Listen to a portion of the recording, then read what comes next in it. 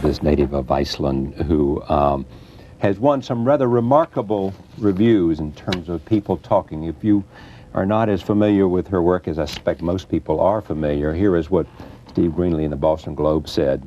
The most consistently inventive, exciting music of the past decade has been made by Bjork. Her tunes are rooted in the past, yet advance the entire genre of pop music.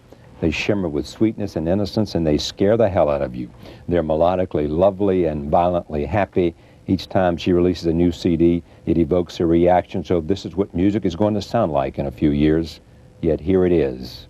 Ben Ratliff of the New York Times, her sound as a singer, that is to say her personality, phrasing, timbre, accent, the melodic adornment she uses on any and all songs is overwhelming and stubbornly her own.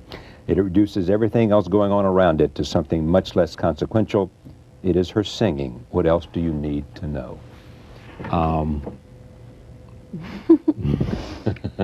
That's rather I go shy. Definitely go shy. You do go shy, don't you? Yeah. Oh, I love, but my baby just loves to dance. He wants to dance, he loves to dance, he got to dance. Oh, I love, but my baby just loves to dance. Oh, I love, but I love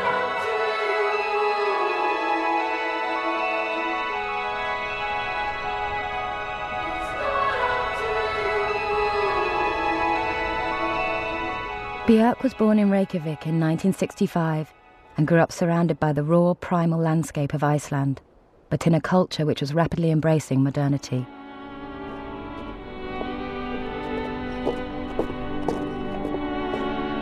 She came from an artistic family, and at the age of 5, she was sent to classical music school.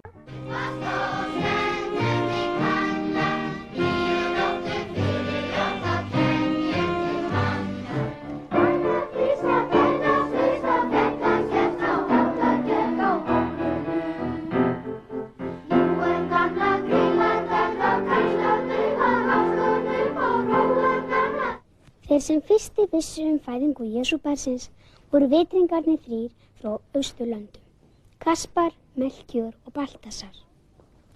Þeir spáðu þessum atburði eftir gömlum ritum og stöðu stjarnar. They sent me to classical music school when I was 5, and I was there for 10 years.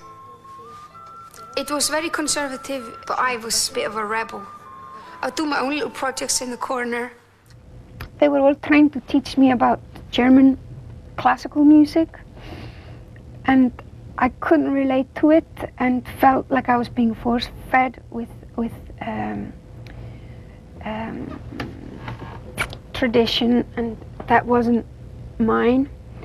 And so very early on, I was I think it was not only me, it was also Icelandic people who were of my generation were craving for an Icelandic music, an Icelandic sound, and an Icelandic, somebody would express Icelandic reality, and it would be taken seriously, because Icelandic music had this kind of minority complex that that it was only good if it was from abroad. And I sort of strived with my headmaster at school. He would call me in his office and we would kind of have these debates, and I disagreed with how his school was organized, and it was kind of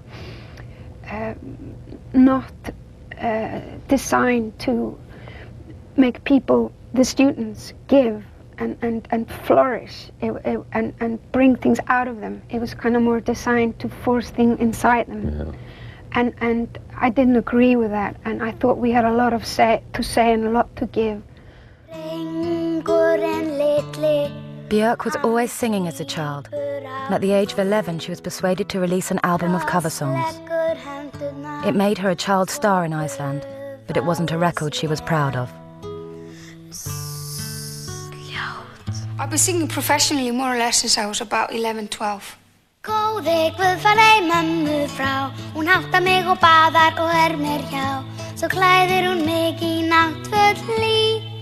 Guð blessi pappa, ég gleymdi því. It's a small town and people knew I did gigs, I played flute, I sang. And then this guy wanted to make a children's record.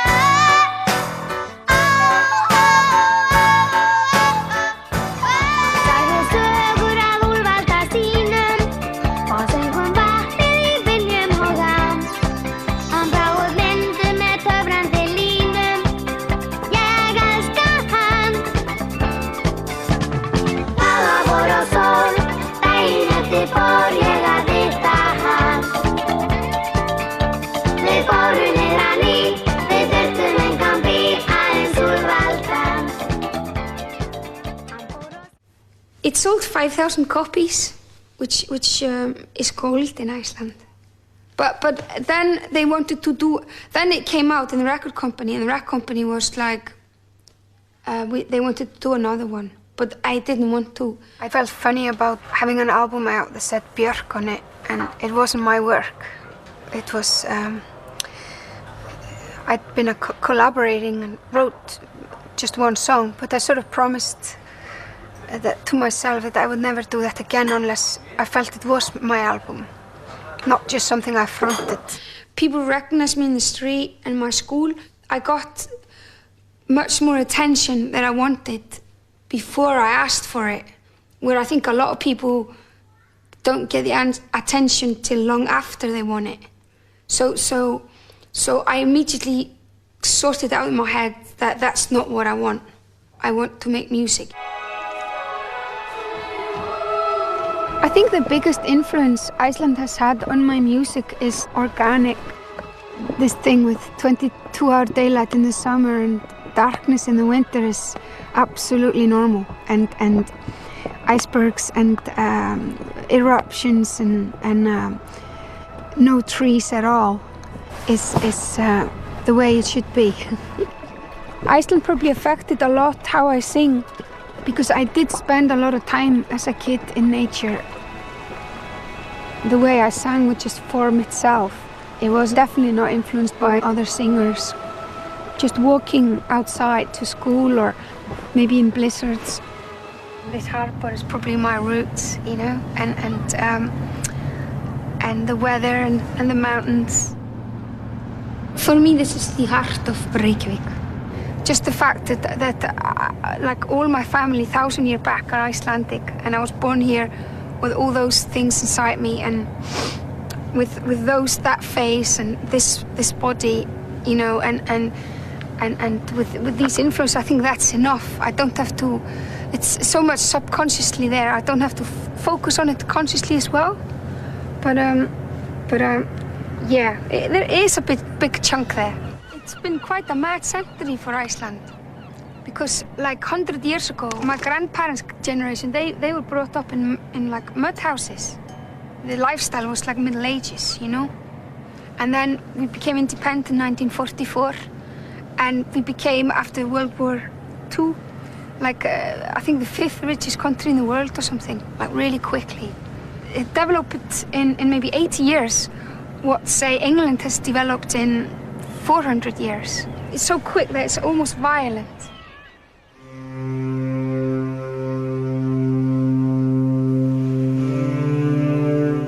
Iceland was a colony for 600 or 700 years, and it was treated very badly by the Danish.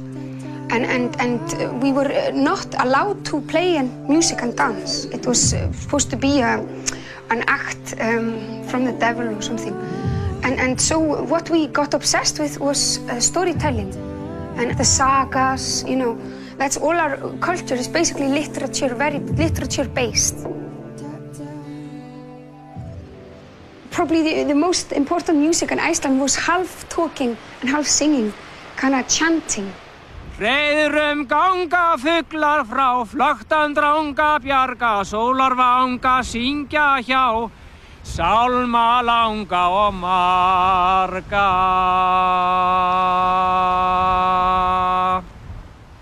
Björk, she uses her voice in a very specific way. There is a specific sound in her voice. And you can say the same about the voice of the old Icelandic choirmen who were reciting the rímur. It's not a singing voice, not exactly. It's not a speaking voice, it's somewhere in between.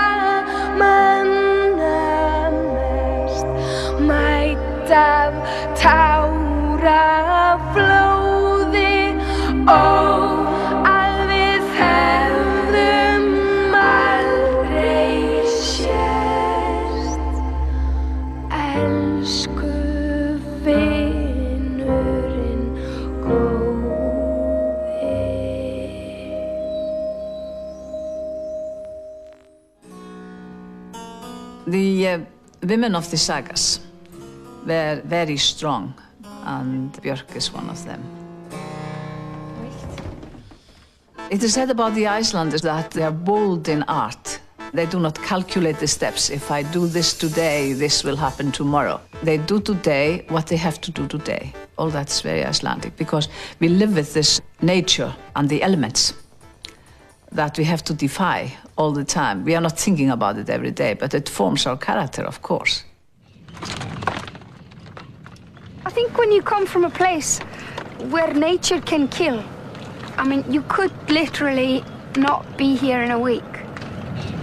That sort of makes you humble, and I think it's healthy. It puts you in your place.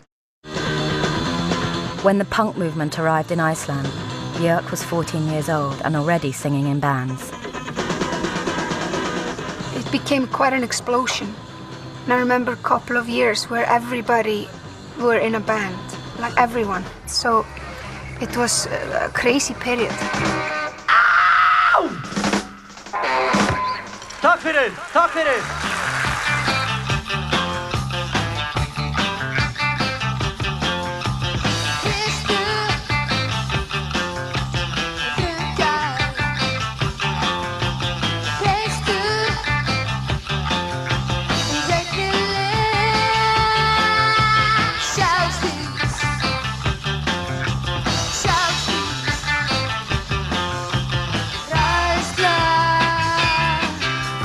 Raka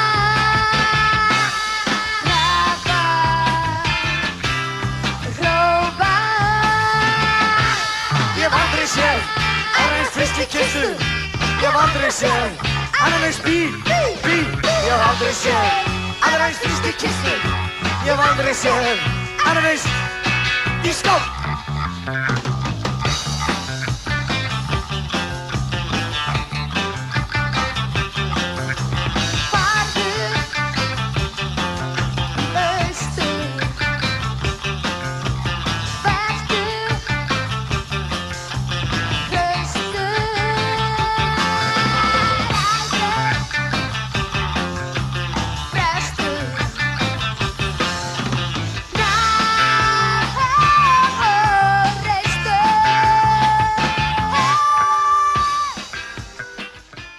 And then it just kind of came out that when I started being in bands, because I was so kind of obsessed with new things getting made, that I kind of ended up just being on the microphone, you know, but it was a very natural process.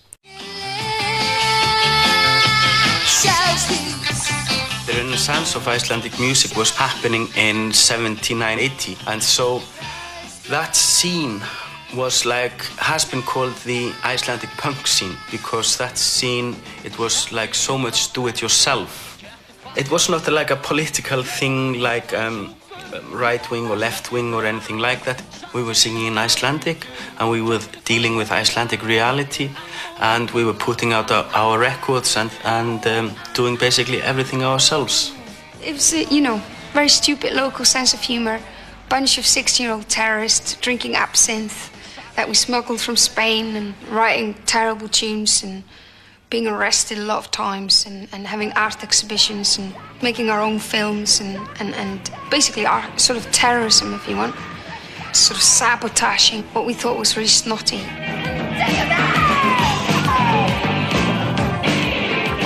I think the people that ended up forming Cook and the Sugarcubes, Bad Taste, they were bound to meet, you know, because in such a small town, having same-sex obsession, basically being terrified of mediocrity. The problem that had yet to be solved when punk happened in Iceland was to define what it was to be Icelandic. It was a question of not forgetting about nature, how important that is, not forget about the mythology that we have, that is very strong in our culture. I think all of it went together in quite an explosive pot.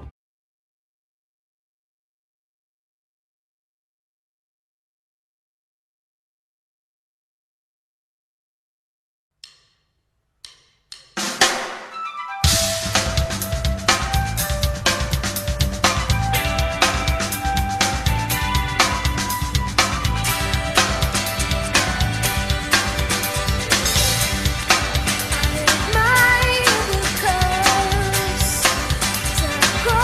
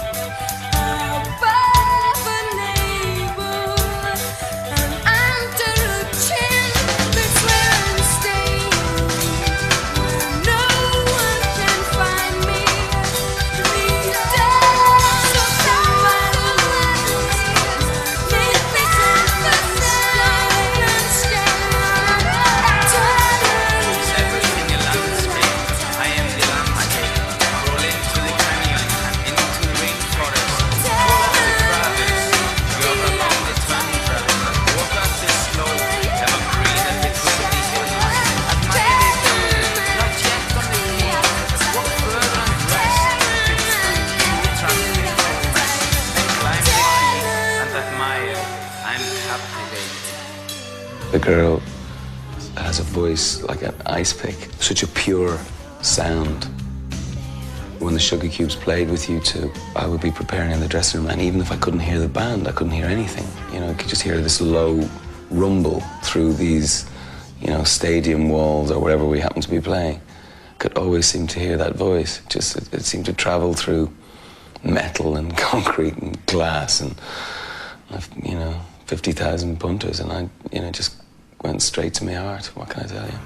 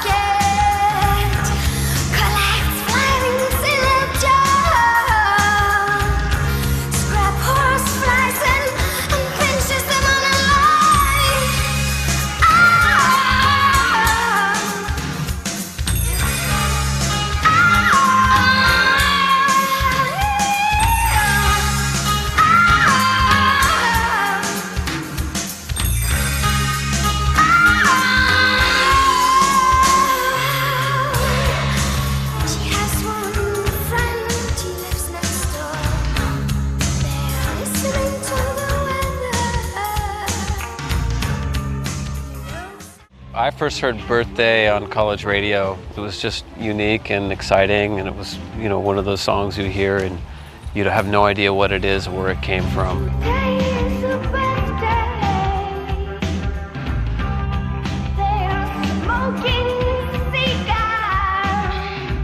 Bjork singing Birthday, there's something unearthly about it. It's just so excessive and wild, and it just kind of goes against the grain of the music.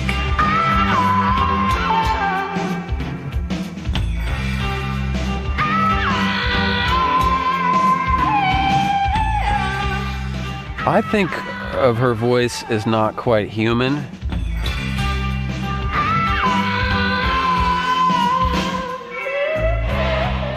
She had to be a really bad girl. She had to be really out to lunch to be sort of coming up with words like that.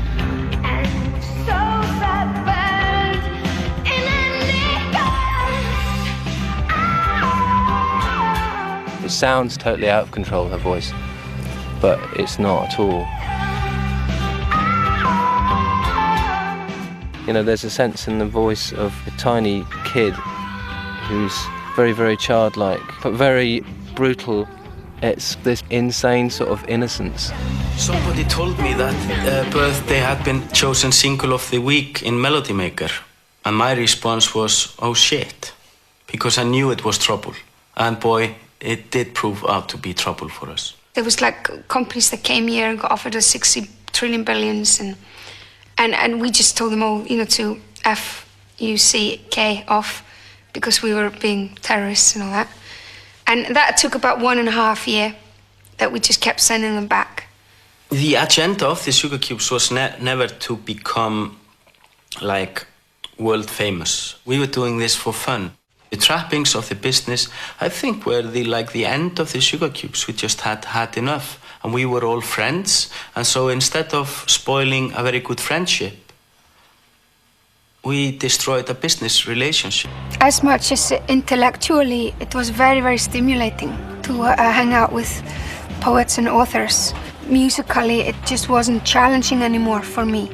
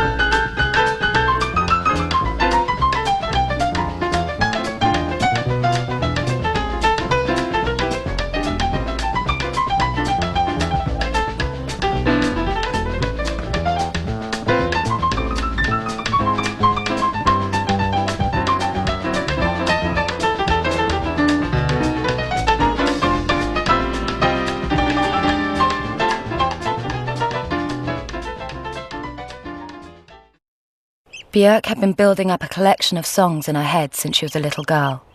She had given them to some Icelandic brass players to arrange, but was looking for a way to realise their full potential. And I thought, it started to become obvious to me that I was being a coward, hiding my songs. A coward? Yeah. Because you were scared to test them, to see if there was an audience, or to see if people would like them, or what? Well, I was just having the best life a person can have, because I was living in Iceland, which start off with is, for me, like paradise on earth. Why is that? It's just got this gorgeous combination of a completely rural, raw nature, and then the modern things that you need. It's perfectly balanced, and then all my friends and all the people I loved and I known since I was born were living like in a 5-minute walk radius around me. Yeah. I had a little house, cook meals for people, and we would drink wine, and then once in a while I would tour the world with the Sugarcubes, and it would be just right. And then I realized that these songs that I've been writing since I was a child, when I go on my walks, and always just kept them as my own private sanctuary, like to sort of remain sane kind of thing, that I had to kind of, I guess, share them. Because once in a while I would be alone at night and open a book, or I would get a craving that I couldn't understand, and it would be sort of satisfied with the right film or with the right book or with the right CD, and I would slowly start to read the back of the things and realize that actually the people who made those things, they sort of sacrificed almost everything to be able to give these things to me. So there I was, sitting in my comfortable armchair, having the most gorgeous life one can think, and when I needed that sort of craving satisfied, I was just reach out for the right book or something. And I was almost 26 at that time, and I felt it was my time to make that sort of a risk.